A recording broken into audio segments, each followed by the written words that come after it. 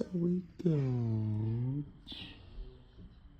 Hey y'all, hey! It's your favorite lactation educator and supporter, Doula Shay. So if you already follow me, you know that I am a doula who loves everything about pregnancy, labor, delivery, postpartum, and of course, breastfeeding and breast milk. So come with me on my day in the life of a lactation educator and supporter who makes home visits. This is my amazing client. Her baby is 3 days old and she was having a little trouble with making enough milk for her newborn.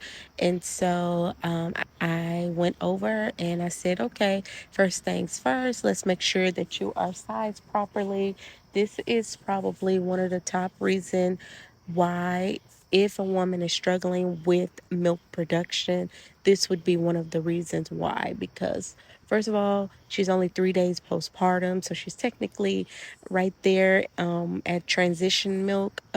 So which is right before mature milk, and basically trying to get colostrum, which is the first few days, that trying to get that milk out with a breast pump is like scraping your nails against a brick wall. It's just really hard. Colostrum's really thick like honey, and so it's kind of the pump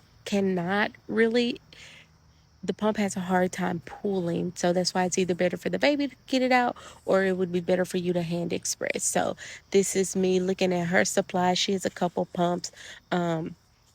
Number one off the chart, I can tell you what was going wrong here is she wanted to use her pump from her first pregnancy or her first baby, and that was like over 3 years ago. So, what she didn't know is that you have to change out your pumping parts.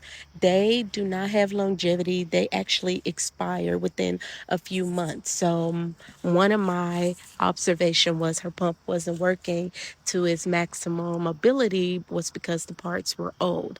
Another no she was doing was trying to use her wireless pump as a main pump. And if you follow me long enough, you know I tell you the wireless pump is just for conveniency. You need to rely heavily on your manual pump, your plug-in pump.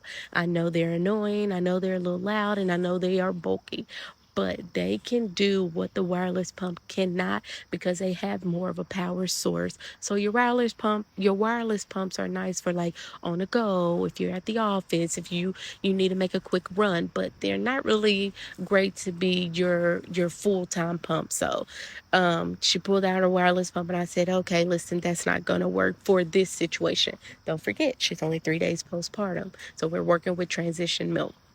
So I did to tell her that we were going to keep the pump out because what I did want to do in this visit was a little bit of everything. My in-house lactation visits range from anywhere between 45 minutes up to an hour and a half. So what I wanted to teach her was ways to use her electric pump, ways to use her handheld pump, which is the Haka, and how to use her wireless pump when it's time to use her wireless pump. So this is me kind of educating her and getting her set up to start to use these pumps. We needed to make milk right now for the baby, so I decided let's go with Old Faithful first because we actually need to feed the baby in an hour or so. And so I wanted to prove to her with the right pump supplies and the right things to do, you can make the milk that you need. She didn't need to substitute. She can make the milk that she needs. So this is me showing her two methods. The first thing I'm showing her is how to use Old Faithful. I did tell her to order new parts for her Medela pump because she was going to need it. But in the meantime, we was going to see what it was working with. I had a few extra pump supplies, so I had a couple of those replaceable parts that she needed. So you'll see us doing two methods. One method is taking her electric pump, her Medela pump, putting it on one breast and then taking her haka and putting it on the other breast. And I wanted to do that because once again, I was going to show her how to use all 3 pumps, but I wanted her to see what each pump does in action.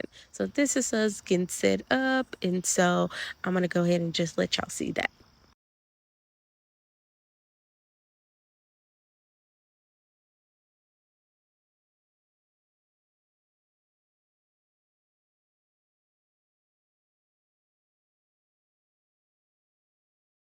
But before we get started, I'm teaching her all the ways to get milk out. And my favorite is hand expressing. So this is me showing her how to hand express, how to start hand expression so that she can hand express for, a couple minutes and then attach her pump because she will eventually have started lactating herself.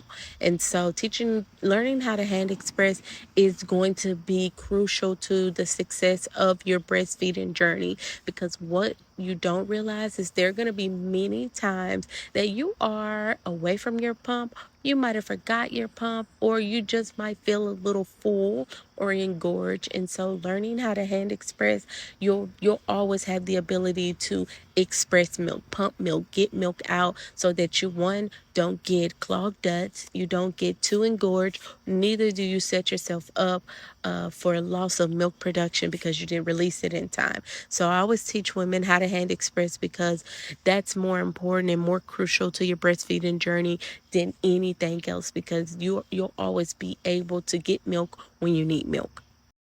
Now here, what you see us doing is adjusting her pump settings. Ladies, hear me when I say this.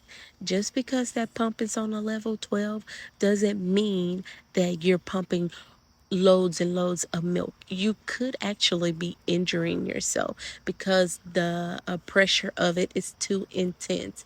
It doesn't need to be at the full level to be productive. So this is us adjusting to what's comfortable. I always tell women, choose your comfort. The best way to get lots of milk or to have a successful pumping session is making sure that you're fully comfortable. And that's because if you're uncomfortable, you're working against the love hormone, that's oxytocin. So you need oxytocin to make milk, and you can't have these happy hormones mixed with anxiety and stress. So you don't have to put it on the highest level. You just have to put it on a level that is comfortable. And so this is us adjusting that level. And what I like to teach is the adjustment or the level that's best for you.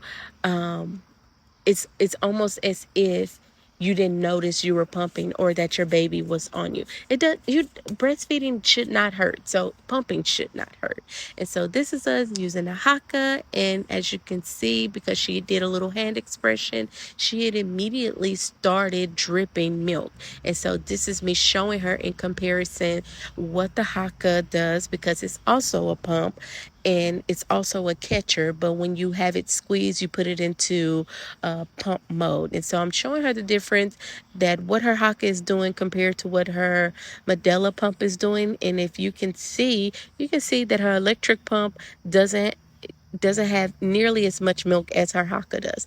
Look at her haka, look at that steady flow, look at that drip. This is all from the haka. She's not having it pull, she's not having any tucking sensation, and you can comparably see the difference.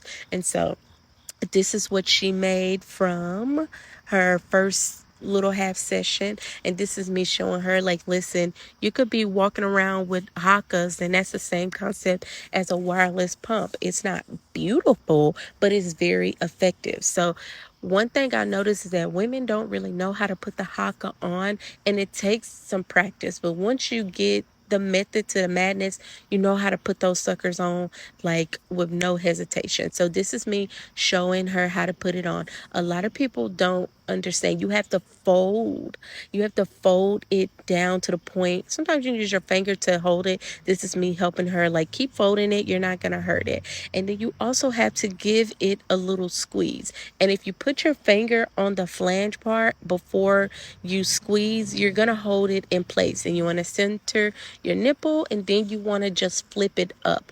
And if you give it enough pressure, You see how she didn't give it enough pressure? You want to squeeze, place, flip, then release. You don't want to release before you have flip it, because it's going to lose its suction. So like I said, it takes practice, it takes time. So this is me taking time to show her how to do it, because once you know how to do it, you know how to do it.